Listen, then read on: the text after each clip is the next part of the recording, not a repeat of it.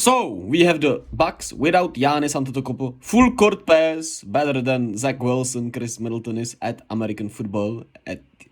Football, but hey. Giannis-less Bucks against the Brooklyn Nets that have been quite showing the comeback roots as they get once again down big in the second quarter. They were down by as much as 22 and they worked themselves back into this game as the Bucks kinda just, I don't think they took off foot off the gas, but they were kind of sloppy.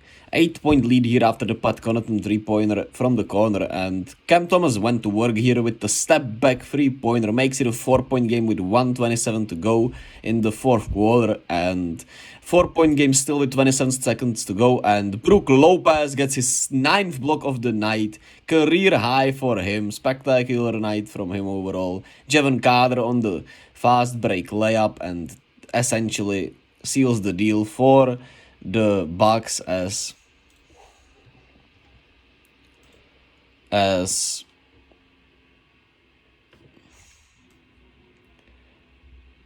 essentially seals the deal, but Patty Mills shows up and hits the wide open 3-pointer here. It's a 3-point game, and funny enough, Patty Mills had one of his better games of the season, and that was something I did not see coming, but in the end, it was a little too late from the Nets with the comeback. The Bucks weren't going to do the Celtics with the Nets, even though there was no Giannis. Brook Lopez was spectacular, 24 and 10. Bobby Portis with 28 and 13 in the starting lineup, which was sensational.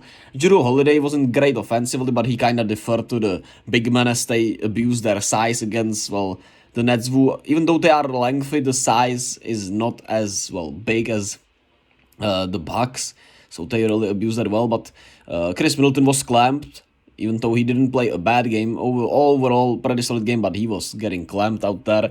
The same goes for Jevon Carter off the bench, and they started off really hot, then they got really cold, right? And the perimeter defense from the Nets was spectacular since they got down 22. I don't know why they are waiting always to get down 20 plus points, but hey, I guess it just makes them superhuman with that, right? And it was intriguing.